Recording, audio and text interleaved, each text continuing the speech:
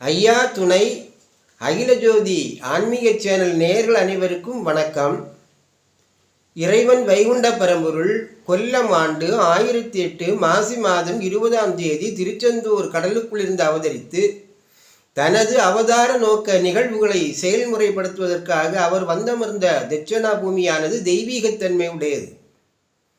தானு mall Vedan என்கின்ற சிவன், விஷ்ணு, பிரம்மா மற்றும் பகவதி, பார்வதி உட்பட 33 கோடி தேவர்களும் திருக்கூட்டமாக வீற்றிருக்க அகத்தீசர் போன்ற மகத்தான முனிவர்களும் வாழ்ந்து இருந்தார்கள். மக்கள் பிற உயிர்களையும் தன்னுயிர் போல் பாவித்து வாழ்ந்து வந்தார்கள். இதனால் இப்பூமியானது அச்சமில்லா பூமியாக திகழ்ந்தது. அதாவது தட்சணா பூமியில் வாழ்கின்ற உயிர்களுக்கு மரண பயம் இல்லாமல் இருந்ததாம். ஆனால் இப்பொழுது வாழ்கின்ற உயிர்களுக்கு மரண பயம் இருக்கிறதா இல்லையா என்று சற்று யோசிக்க வேண்டியிருக்கிறது. ஏனென்றால் உலகத்தில் எந்த நேரத்தில் என்ன நடக்குமோ என்கின்ற பதட்டத்தோடு மனிதன் வாழ்ந்து கொண்டிருக்கின்றான். ஆடு, மாடு, கோழி, பன்றி போன்ற உயிரினங்கள் மனிதன் நம்மை எப்போது கொன்று தின்ன போகின்றானோ என்கின்ற பதட்டத்தோடு வாழ்ந்து கொண்டிருக்கின்றன என்றுதான் கூற வேண்டும்.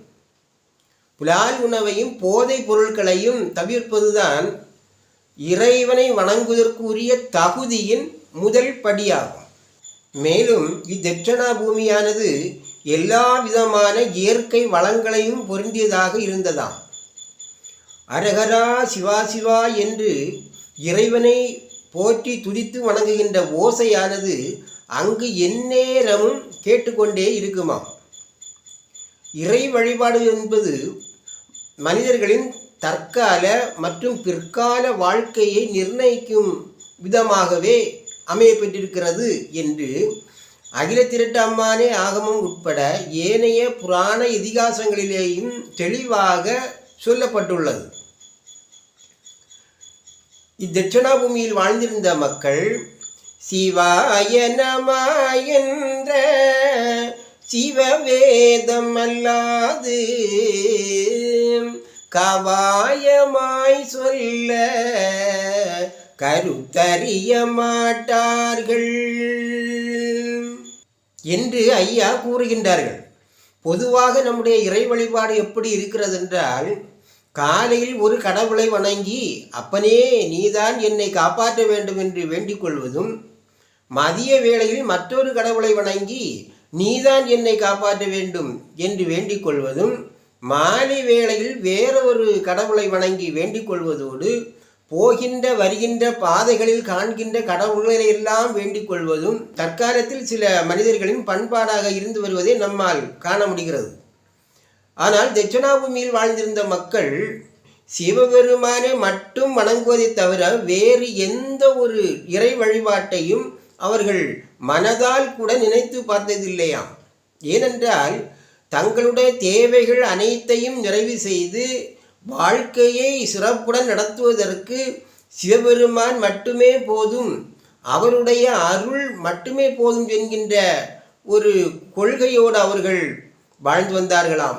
அதனால் அவருடைய வாழ்க்கை மிகவும் சிறப்புடையதாகவும் மேன்மையுடையதாகவும் இருந்ததாம். ஒரே தெய்வ வழிபாடுதான் ஆன்ம பலன் அளிக்கக்கூடியது என்கின்ற இதே கருத்தை வலியுறுத்தும் வகையில்தான் ஐயா வைகுண்ட பரம்பொருளும் ஒரு புத்தியாகி உள்ளே என்னை கொண்டோர்க்கு புரு புத்தியீந்து பூலோகம் ஆள வைப்பேன் என்று பின்னால் வரும் வாசகத்திலே கூறியிருக்கின்றார்கள்.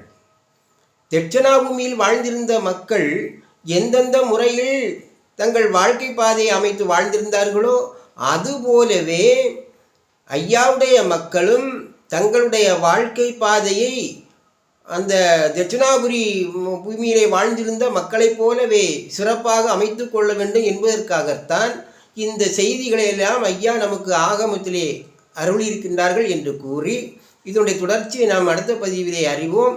ஐயா துணை.